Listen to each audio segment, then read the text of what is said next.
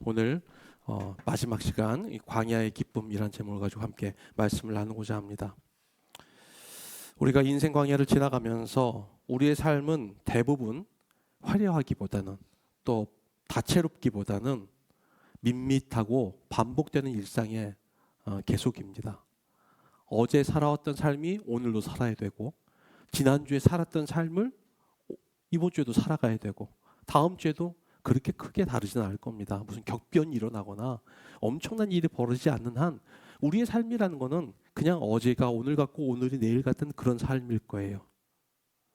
그래서 그런 지루한 일상을 살아가면서 도대체 내가 사는 삶, 이런 인생이 무슨 의미가 있나라는 생각이 들기도 합니다.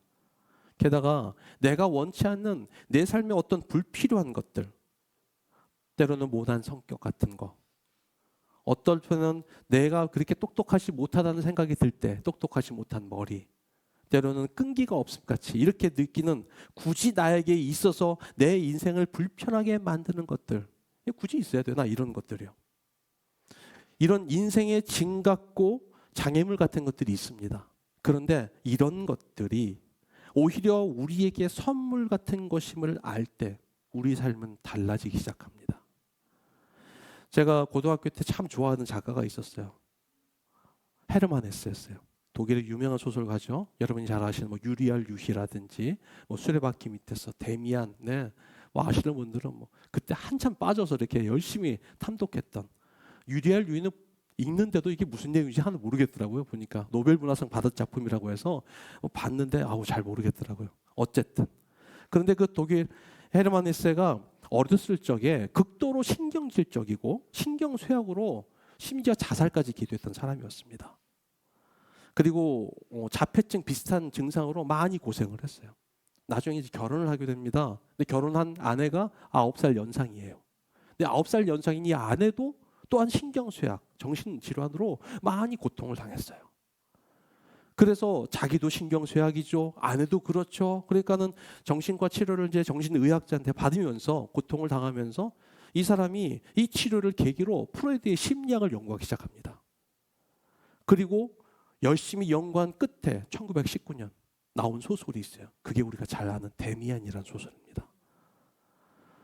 자기의 아픔, 자기의 불편함, 떨쳐내고 싶은 불편한 그 짐 같은 것들이 그 안에 있는데 그것을 그 사람은 끌어안고 그것을 어떻게 해결할 것인가를 고민하면서 그 안에서 마치 조개가 진주를 굽듯이 자기 안에서 보석을 탄생시키는 것들. 그래서 나온 작품들이 우리가 잘 아는 데미안, 유리알 유희 이런 작품들이 그 안에서 나오게 된 것이죠.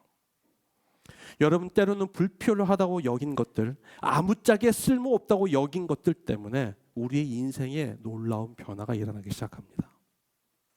우리 삶도 그래요.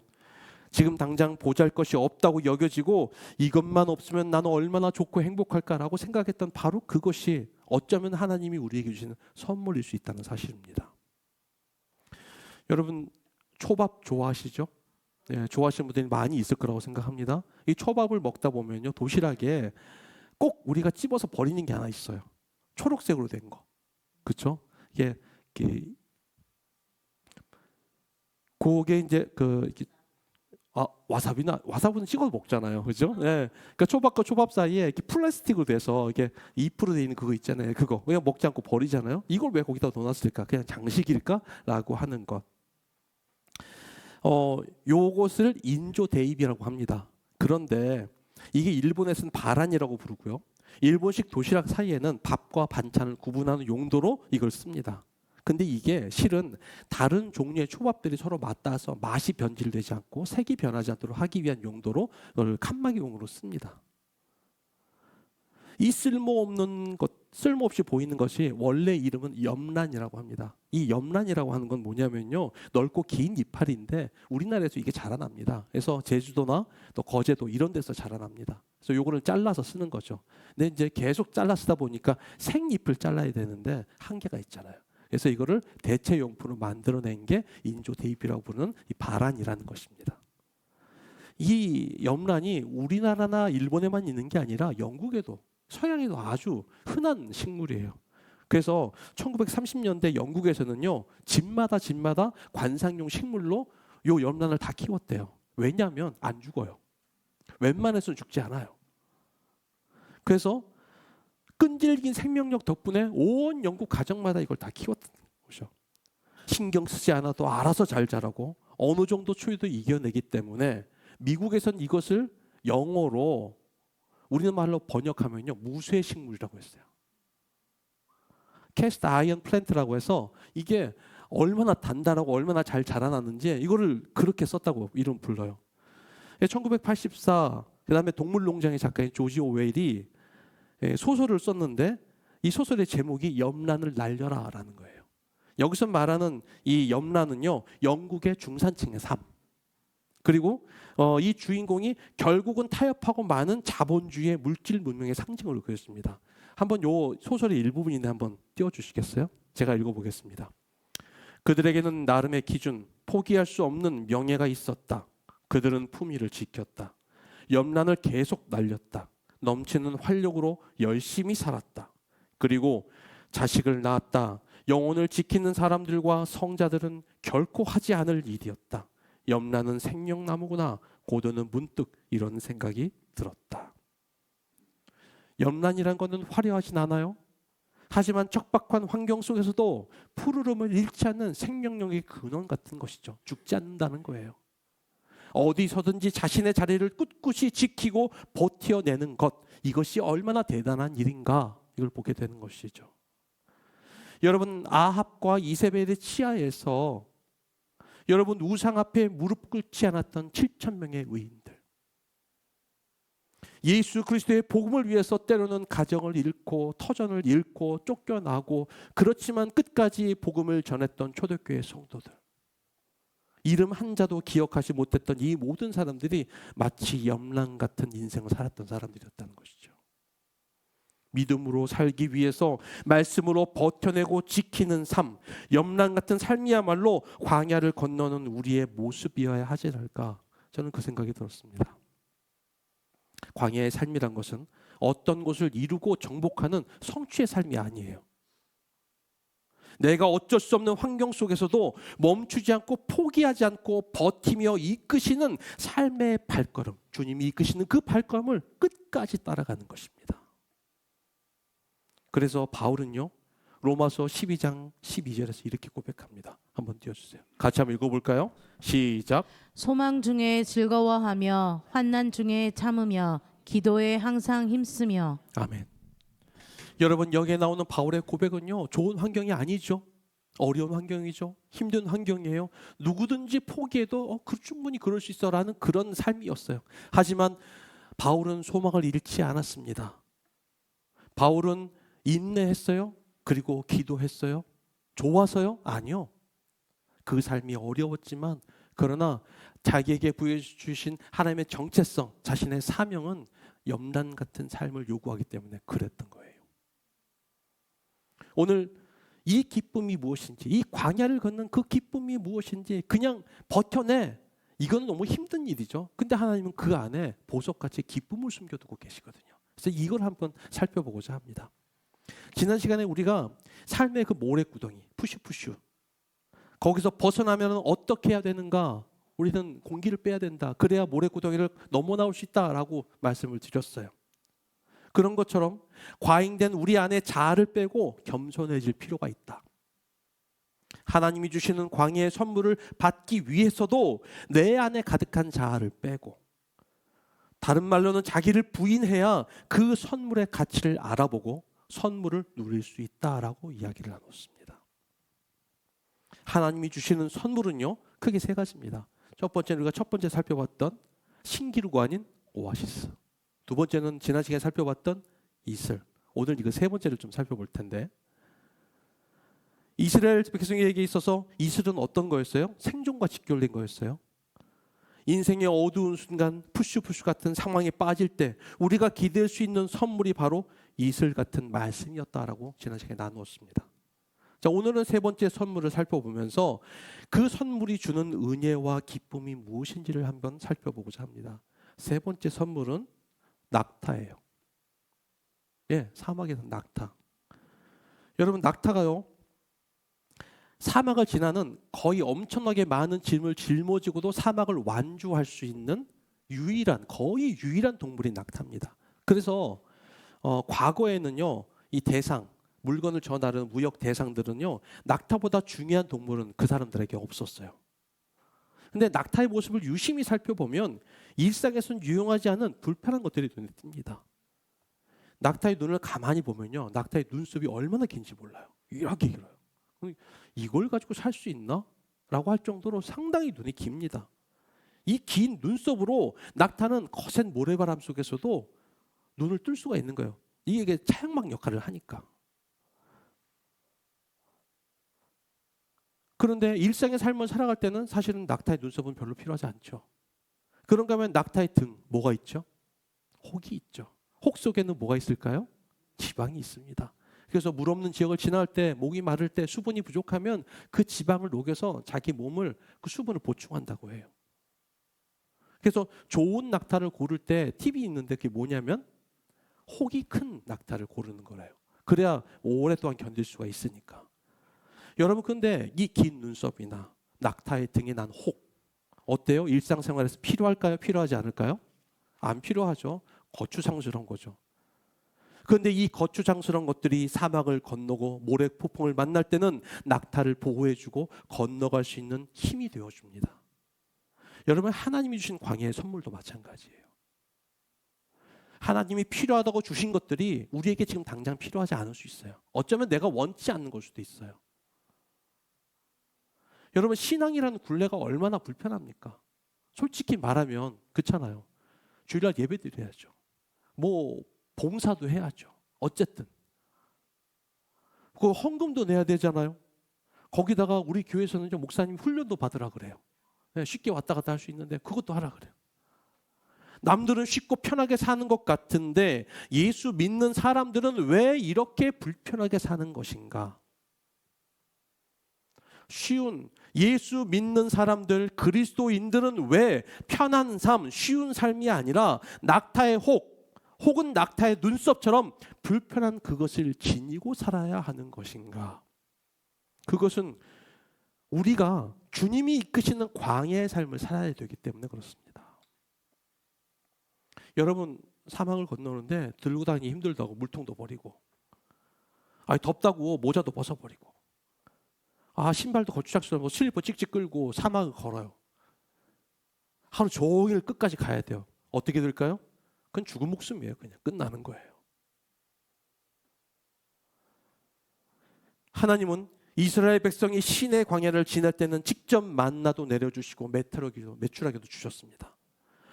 구름 기둥으로 저들을 보호하기도 하셨어요. 그런데 이제 본격적으로 가나안이라는 현실의 광야를 지날 때는 보다 높은 차원으로 그들을 이끄십니다. 신명기 8장 1절부터 4절까지 함께 읽어보도록 하겠습니다. 우리 서로 나눠서 읽어볼까요? 제가 먼저 읽어보겠습니다. 1절을. 내가 오늘 명하는 모든 명령을 너희는 지켜 행하라. 그리하면 너희가 살고 번성하고 여호와께서 너희 조상들에게 맹세하신 땅에 들어가서 그것을 차지하리라. 네, 하나님 여호와께서 이 40년 동안에 내게 광야길을 걷게 하신 것을 기억하라. 이는 너를 낮추시며 너를 시험하사 내 마음이 어떠한지 그 명령을 지키는지 지키지 않는지 알려 하심이라. 너를 낮추시며 너를 줄이게 하시며 또 너도 알지 못하며 내 조상들도 알지 못하던 만나를 내게 먹이신 것은 사람이 떡으로만 사는 것이 아니요 여호와의 입에서 나오는 모든 말씀으로 사는 줄을 내가 알게 하려 하심이니라. 이 40년 동안에 내 의복이 헤어지지 아니하였고 내 발이 부르트지 아니하였느니라. 아멘. 여러분, 시내 광야를 지날 때나 가나안의 현실에 있을 때나 예외 없이 원칙은 똑같았습니다. 그것은 하나님의 명하시는 명령을 지켜 행하는 것이었어요. 말씀을 따르고 지키는 것. 여러분, 세상을 살면서 이것이 얼마나 불편한지. 성질 한번 내고 싶은데 말씀이 탁 찔러요. 그럼 화내지 못하죠. 나도 남들처럼 약간 좀 흰소리도 해가면서 좀 내 이득도 챙겨가면서 이렇게 하고 싶어요. 그런데 주의 말씀이 나를 딱 찌를 때 남들처럼 똑같이 못하고 주저되는 나의 모습을 보게 되는 거예요. 마치 낙타의 눈썹이나 낙타의 혹처럼 나를 불편하게 만들어요. 다른 사람 똑같이 하지 못하게 뭔가를 제어시키는 브레이크가 작용하는 것이죠. 여러분, 그런데 그것이 광야의 모래바람과 열사의 땅에서 우리의 생존을 지켜두듯 우리의 영혼을 지켜준다는 사실, 하나님의 말씀을 지켜 행한다는 것은 결코 단순히 공식처럼 그것을 말씀을 대입한다는 게 아니에요. 여러분, 현대 사회에서 가장 큰 위험 요소가 뭔지 아세요? 그것은 반지성주의예요. 생각하지 않는 것, 고민하지 않는 것, 느낌대로 따라가는 것, 그거예요. 그래서 많은 사람들이 생각하기를 두려워하고 삶의 예민한 부분들을 고민하지 않으려고 합니다. 영국의 소설가이자 비평가인 올더 석슬리라는 사람이 있습니다. 이 올더 석슬리가 멋진 신세계라는 책에서 닐 포스트먼의 글을 인용하면서 다음과 같이 이야기합니다. 한번 띄워주세요. 제가 읽어보겠습니다. 사람들은 억압을 사랑하게 되고 생각을 파괴하는 기술을 숭배하게 될 것이다. 여러분, 이 올더 석슬리의 멋진 신세계라는 책이 나온 지가 90년이 넘었습니다. 그런데 지금 쓴 책 같죠? 어떻게 현실을 정확하게 이야기할 수 있는지. 그런데 여러분, 이것은 비단 현대사회뿐만이 아니라 한국 교회 내에 불고 있는 강력한 바람이기도 합니다. 생각하지 않아요. 고민하지 않아요.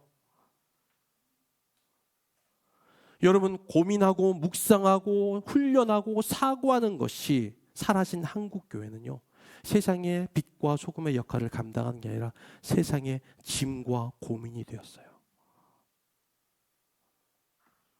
여러분, 다윗이 이스라엘을 다스리는 왕이었음에도 하나님 마음에 합한 자로 살 수 있었던 이유, 현실과 그리고 믿음 안에서 끊임없이 왔다 갔다 할 수 있었기 때문에 그랬어요. 신앙이란 것은요, 현실이라는 이 땅에 발을 디디고 하나님이 계시는 하늘을 올려다보는 삶이에요. 하나님이 가나안 입성을 앞둔 이스라엘 백성에게 모세를 통해 하신 이 말씀, 단지 기계적으로 그 말씀을 대입하라는 말씀이 아닙니다. 말씀에 순종한다는 말은 그 말씀을 기계적으로 적용하라는 말이 아니에요. 그 말씀의 깊은 뜻, 그 진짜 뜻이 무엇인가를 알라는 뜻이에요. 예수님과 바리새인들이 서로 싸웠어요. 많은 부분에서 대립하십니다. 그 중에 가장 큰 참여한 대립의 사건 중에 하나가 안식일이었어요. 바리새인들은 뭐 했죠? 외형적인 안식일을 지켰어요. 얼마 동안 걸어가면 안 돼. 땀이 나면 안 돼. 여기서 뭐 하면 안 돼. 이런 거였어요. 하면 안 되는 모든 규정들을 많이 정해놓고 이것들을 넘어가면 율법을 어긴 것이고 안식일을 어긴 것이라고 얘기했어요. 그러나 예수님께서는 뭐 하셨어요? 그 안식일의 기본의 뜻, 안식일은 사람을 위하여 있는 것이다. 그 생명을 구하기 위해서 심지어 안식일에도 예수님은 그들이 그 많은 병자를 고치는 일까지 하셨어요. 왜요? 그 말씀의 진짜 뜻이 뭔지를 알았기 때문에.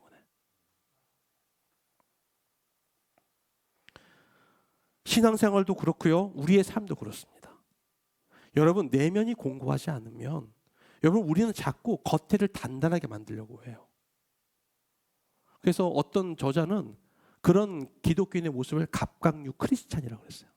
가재나 개나 새우처럼 껍데기만 단단해요. 근데 그 속에는 뭘까요? 흐물흐물해요. 소용이 없어요.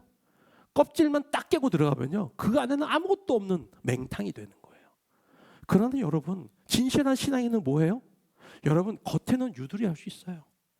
부족한 사람한테는 부족한 모습대로 용납해주고, 강한 사람한테는 단단한 모습으로 보여주고. 왜요? 내 삶의 중심이 하나님의 말씀의 깊은 뜻을 붙잡고 있기 때문에 외형적으로는 부드러울 수 있는 거예요. 단단한 외피로 스스로를 보호하려고 하면은요, 스스로 그 안에서 골마서 죽어가게 될 수밖에 없습니다. 따라서 예수님의 길을 걷는다는 것은 주님이 가시려는 길이 어떤 길인지를 알아야 되고, 원래 의도하셨던 것이 무엇인지 알아야 된다는 거죠. 그걸 알지 못하면 엉뚱한 결과를 낳게 됩니다. 그래서 생각하지 않는 그리스도인은 그리스도인이 아니다, 파스칼이 이야기했어요. 고민하고 생각하는 것이죠. 여러분, 생각하는 그리스도인이 되어야 되는 이유, 얼마나 말씀을 기계적으로 대입하는 것이 무서운가. 여러분, 지금도 이제 좀 있으면 시작이 되는데 필리핀에 가면요, 한 곳에 가면 이 고난 주간이 되면요, 한 사람을 마을에서 뽑습니다. 그럼 그 사람 마음 뽑고요, 그 사람을 진짜 십자가를 지워요. 그리고 십자가에다 진짜로 못을 박아요. 자원자를 받아서 받습니다. 그 박는 사람도 이상하고 박히는 사람도 이상하고, 거기다가 고난을 더한다고 채찍 끝에다가 이 쇠 비늘같이 뾰족한 거라서 등을 쳐요. 하나님인 그 예수님의 그 이 십자가의 고통을 생각한다면서 피가 철철철 흐릅니다.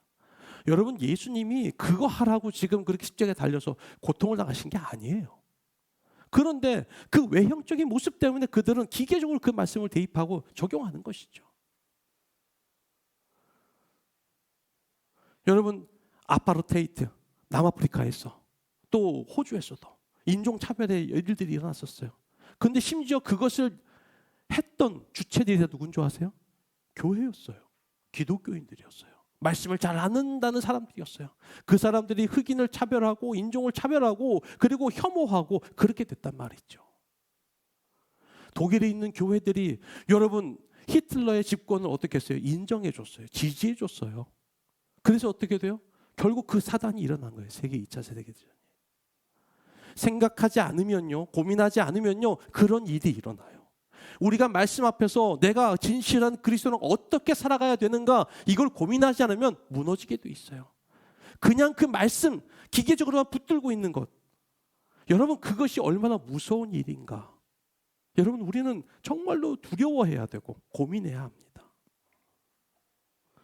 그래서 우리가 말씀을 어떻게 순종해야 하는가, 이 말씀의 진짜 뜻이 무엇인가.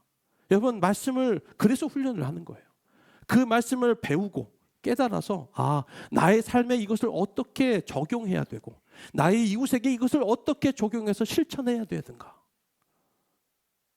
이것을 우리가 고민할 때 우리는 바른 방향으로 갈 수 있습니다. 월터 브루그맨 신학자가 그의 책에서 예언자라고 하는 것은 이 시대 현대 세상의 문화에 길들여진 교회, 이 교회를 바르게 깨우는 역할을 하는 사람이다라고 얘기했어요. 그러니까 참된 예언자, 참된 그리스도인, 하나님을 신실하게 따르는 사람은 세상의 문화에 길들여서 똑같이 그 모습 그대로 따라가는 교회의 모습에 반기를 들고 그들의 바른 방향성을 가질 수 있도록 지적하는 사람. 구약시대 때는 예레미야, 이사야, 호세아, 아모스, 수많은 선지자들이 반대에 무릅쓰고 거짓 선지자의 반대에 무릅써서 바른 소리를 외쳤고, 여러분, 예수님이 살아계신 당시에는 예수님께서 바리새인에 대적해서 그렇게 말씀하셨고, 그리고 초대교회 이후의 사람들의 신실한 사람들은요, 그 안에서 그리스도의 말씀을 붙잡고 그렇게 살아갔습니다. 왜 그럴까요? 말씀을 내 삶에 담아내면 그것이 어떤 것인지를 알게 될 수밖에 없어서 그래요. 그래서 고민해야 되는 것이죠. 자, 고민만 하고 끝나나요? 여러분, 낙타에게요, 여러분, 낙타 무릎 보신 적 있으세요? 제가 사진을 찾았는데 화질이 너무 안 좋아서 안 썼어요. 낙타의 무릎 보신 적 있으세요? 낙타 무릎이 이렇게 있는데 이 앞에가 이렇게 굳은 살이 이만큼 박혔어요. 무릎 전체가 다 굳은 살이에요. 낙타가 앉은 모습을 보면 알 수 있습니다. 낙타가 무릎을 착 꺾고 그리고 주저앉거든요. 그러니까 짐을 실을 때도 꿀려 앉힌 상태에서 짐을 싣습니다. 사람은 실을 때도 꿀려 앉힌 상태에서요. 그런데 이건 여담인데 사실은 우리가 무릎이라고 생각하는 그 부분이 낙타의 발목이래요. 그 낙타의 무릎은 어디 있냐면, 낙타가 이제 이렇게 있고 다리가 길잖아요. 긴데 몸통에 바로 붙어 있는 곳이 낙타의 무릎이래요. 뭐 어쨌든 꿇는 것이 우리 무릎이라고 생각을 하고 해보건데, 어쨌든 낙타가요, 강한 모래바람이 불면요, 딱 무릎을 꿇고 안 나간답니다. 그냥 그 안에서 견딘대요. 그리고 낙타가 매일매일 짐을 싣기 위해서, 그날의 짐을 받기 위해서 주인 앞에서 무릎을 꿇고 기다린다고 해요. 여러분, 그러니까 뭐예요? 낙타의 무릎은요, 인내의 상징이에요. 힘들고 어려울 때 견디는 상징이고, 주인이 명령한 걸 받아들이는 순종의 상징이죠. 우리의 삶에 때로는 감당할 수 없는 모래폭풍이 다가올 때 어떻게 해야 돼요? 버티고 나가려고 하지만 나갈 수 없을 때는 어떻게 해야 돼요? 무릎을 딱 꿇고 낙타처럼 그 자리에 있는 거예요. 주님이 말씀하시는 그 말씀을 듣고 따라하기 위해서 먼저 무릎이 나고 발이 나가는 것이 아니라 무릎을 꿇고 하시는 말씀을 듣는 것이죠. 그래서 야고보의 별명이 낙타 무릎을 가진 자였잖아요. 그 성전 바닥에 돌바닥에 무릎을 꿇고 하도 기도하다 보니까 낙타 무릎처럼 굳은 살이 그렇게 바뀌었다라는 것이죠. 여러분, 낙타의 굳은 살은 얼마나 자기 주인에게 순종했는지 보여주는 척도이고 인내의 표시라고 할 수 있습니다. 오늘 사전 말씀, 본문의 사전 말씀 한번 읽어보죠. 다시 한번 읽어볼게요. 시작. 이러므로 나의 평생에 주를 송축하며 주의 이름으로 말미암아 나의 손을 들리이다. 아멘.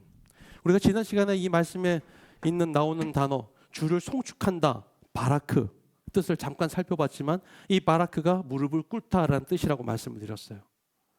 온전한 순종, 전적인 복종의 뜻을 담고 있는 바라크. 단순히 시키는 대로 한다는 기계적인 의미를 담고 있는 게 아닙니다. 주인의 뜻을 헤아려서 주인의 마음을 시원케 만드는 아주 지혜로운 집사처럼 보지 않아도 생각하지 않아도 맡겨놓으면 내 마음처럼 최선을 다해서 지혜롭게 잘 처리하는 청지기처럼 그렇게 매일 하나님 앞에 무릎을 꿇는으로 하나님의 뜻을 내 삶 속에 펼쳐내는 것을 말합니다. 이 선물을 누리고 사용할 줄 아는 자들이 얻게 되는 혜택이 있어요. 오늘 본문에 여러 번에 걸쳐서 이 혜택을 이야기하고 있습니다. 먼저 5절 한번 읽어보겠습니다. 5절 시작. 골수와 기름진 것을 먹음과 같이 나의 영혼이 만족할 것이라. 나의 입이 기쁜 입술로 주를 찬송하되. 아멘. 7절도 읽어보겠습니다. 시작. 주는 나의 도움이 되셨음이라. 내가 주의 날개 그늘에서 즐겁게 부르리이다. 자, 그 다음에 11절도 읽어볼게요. 왕은 하나님을 즐거워하리니 주께 맹세한 자마다 자랑할 것이나 거짓말하는 자의 입은 막히리로다. 자, 여기에 반복되는 내용들이 있습니다. 뭐죠? 기뻐한다, 즐거워한다 이런 뜻이죠. 계속해서 반복되는 이것, 기뻐하다, 즐겁다, 즐거워한다 이런 단어들이 다 제각각이지만 공통적으로는요, 이것은 다 뭘 표현하냐면 가슴속에 벅차오르는 기쁨, 너무 기쁘고 벅차올라서 팍 터져나오는 함성, 이거를 말해요. 얼마나 이 안이 기쁘면은 이것이 주체하지 못해서 폭탄처럼 내 입에서 팍 터져나오는 감사와 기쁨이 여기에 나오는 즐거움과 기쁨의 단어예요. 여러분, 하나님이 인도하시는 광야를 걷는 자들은 모래바람으로 힘들어하고 뜨거운 태양과 타는 듯한 갈증으로 고통을 겪습니다. 하지만 그 고통을 지나면서 하나님께 대한 깊은 갈망과 하나님만이 주시는 오아시스 이슬 낙타를 통해 하나님만으로 만족하는 진짜 기쁨을 누리게 되는 거예요. 성경이 말하는 기쁨은 사실 세상이 주는 기쁨과 다릅니다. 히틀러 체제에 저항했던 디트리 본 회퍼 목사님, 자기가 교장으로 있다가 히틀러에 의해서 학교가 폐교를 당합니다. 자기 뜻에 안 맞는 잘못된 신학을 전수한다고 얘기한 거죠. 그래서 학교를 폐교시켜버려요. 그리고 신학교 학생들에게, 그 학교가 피켄발데 신학교거든요. 근데 그 신학교 학생들을 자기 형제들에게 편지를 보냅니다. 그 편지 첫머리에는 그 신앙 때문에 죽은 사람들의 이름을 쭉 거론하고 나서 나중에 이렇게 씁니다. 한번 띄워주세요. 제가 읽어보겠습니다. 하나님의 기쁨은 비천한 말 구유와 십자가의 고난도 헤쳐나왔습니다. 그래서 논쟁의 여지가 없는 불멸의 기쁨입니다. 이 기쁨은 고난의 현실을 부정하지 않으면서도 그 고통의 한복판에 계신 하나님을 봅니다. 이 기쁨은 죄의 중대성을 외면하지 않으면서도 바로 그 죄의 자리에서 용서를 찾아냅니다. 이 기쁨은 죽음을 직시하면서도 바로 거기서 생명을 얻습니다. 무슨 뜻일까요? 고난을 겪는 것, 힘든 것, 어려운 것 그 자체는 환경적으로 어렵고 힘들지만 그 안에 숨겨진 보석 같은 하나님의 의미를 깨닫고 그로 인해서 진정한 기쁨, 진정한 만족, 하나님만이 채우실 수 있는 놀라운 은혜를 발견한다는 사실을 디트리 보네퍼가 이야기하고 있는 거예요. 그래서 우리 함께 견뎌나가자, 이걸 얘기하고 있는 것이죠.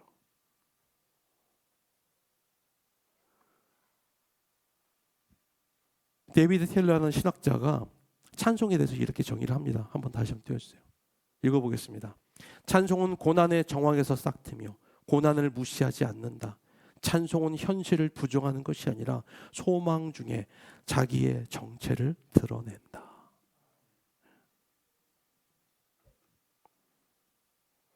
우리 삶의 진짜 찬송은요, 행복한 일이 있고 좋은 일이 있고 기쁜 일이 있을 때 나오는 것이 아니라 우리의 삶의 광야를 지날 때, 그리고 그 광야에서 진짜 하나님을 만났을 때, 그때 일어나게 되는 겁니다.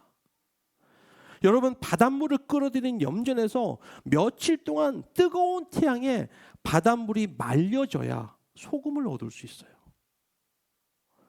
모래 바람이 부는 뜨겁고 간조한 인생의 광야를 지나는 것은, 이 광야를 지나면서 하나님이 싫어하시는 세상의 허상, 신앙의 허세들을 증발시키고 진정한 기쁨만이 남게 하기 위해서 그러시는 거예요.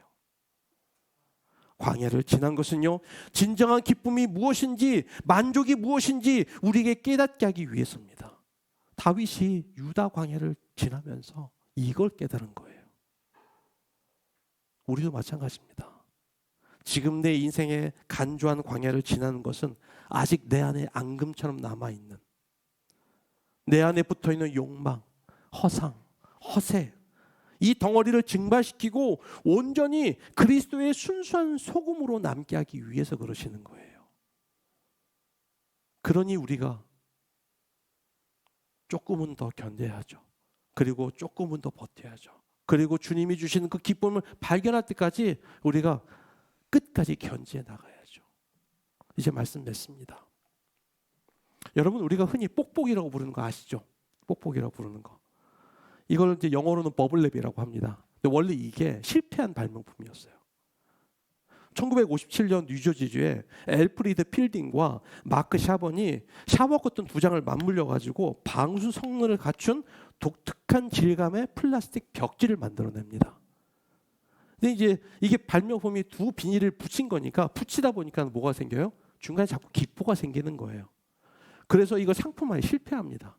근데 가만히 놔두고 보니까 나중에 이 기포에 단열 효과가 있다는 것을 알아냈어요. 그리고 나서 온실에 단열재로 판매하기 시작합니다. 그런데 1960년에 이들이 실드웨어라는 회사를 세우고 이 버블랩을 생산했는데 이게 뭐 생각만큼 잘 안 팔리는 거예요. 그러던 어느 날, 몇 년 뒤에 이 컴퓨터 회사로 그 당시에 유명했던 가장 큰 회사인 IBM이 자신의 신제품을 모델을 이제 송출하기 위해서, 수출하기 위해서 포장을 해야 되는데, 여기에 운송하는 과정에 기기를 보호하기 위해서 이 버블랩을 완충용 포장재로 쓰기 시작합니다. 그리고 이후에 이것이 대성공을 거둬요. 그리고 현재 회사 이름을 본다라는 SE로 바꿉니다. 2023년 기준 매출액이 54억 달러, 직원만 17,300명, 120개국의 제품을 수출하는 글로벌 기업으로 성장합니다. 여러분, 광야를 지나는 우리의 삶은요, 어떻게 보면 마치 실패한 삶처럼 보여요. 떼구멍을 꼬작꼬작 흐르고 땀 흘리고 있죠. 먼지바람 다 있죠. 머리는 퍼석퍼석하죠. 옷 다 해졌죠. 꼭 거지같이 보인단 말이에요. 그런데 그것은 단지 표면적인 문제입니다. 버블랩의 가치를 알아보지 못하고 그대로 회사를 포기했다면 C라는 지금의 회사는 있을 수가 없었을 거예요. 우리도 그렇죠. 광야를 지나는 동안 나의 겉모습이 패배자같이 보인다 할지라도 우리가 광야의 길을 포기하지 않고 걷는다면 하나님이 인도하시는 광야의 끝은 언제나 약속의 땅을 향해 있다는 사실, 우리는 알게 됩니다. 여러분, 바닷물이 졸여져서 소금 결정이 생기기 전까진 그냥 물이에요. 하지만 태양에 졸여지고 바람에 증발되면서 결정이 드러나는 한 그것은 세상의 어느 것도 대체할 수 없는 소금이 되는 것입니다. 광야의 기쁨은 고난의 광야, 눈물의 광야, 인내와 고민의 광야를 건너온 사람만이 누릴 수 있는 축복입니다. 다윗은 이것을 알고 기뻐하고 즐거워했어요. 지금의 당장의 우리의 삶이 실패처럼 보인다 하더라도 지금의 삶에 좌절하지 않고 끝까지 인내하며 주님이 목적하신 그곳까지 다다를 수 있는 우리 모두가 되기를 주의 이름으로 축복합니다. 기도하겠습니다. 은혜로우신 아버지 하나님 감사합니다. 오늘 우리의 삶을 인도하심에 감사합니다. 주여, 내가 이 광야의 길을 끝까지 인내할 수 있도록 은혜를 더하여 주옵소서. 오늘 생각하신 그 말씀, 오늘 들었던 그 말씀 잠시 생각하면서 우리 속으로 조용히 기도하기를 원합니다. 함께 기도하겠습니다.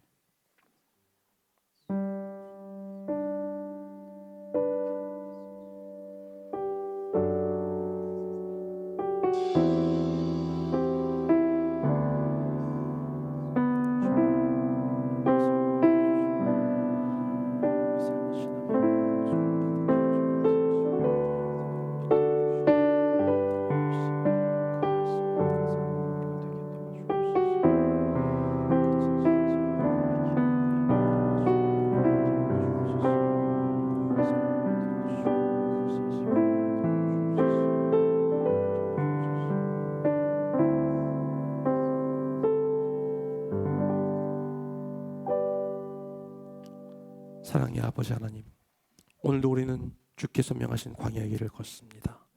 겉모습은 후패하고 점점 낡아지며 실패자와 패배자처럼 보이지만 내면 안에 진주를 머금은 조개처럼 우리의 삶에 베푸신 놀라운 기쁨을 발견하기를 원합니다. 하나님, 그 믿음의 검을 걷는 우리와 함께 동행하여 주시고 끝까지 포기하지 않고 믿음의 삶, 약속의 삶, 광야의 그 끝에 있는 가나안에 이르기까지 끝까지 완주하는 우리가 되게 하여 주옵소서. 살아계신 예수님의 이름으로 기도하옵나이다. 아멘.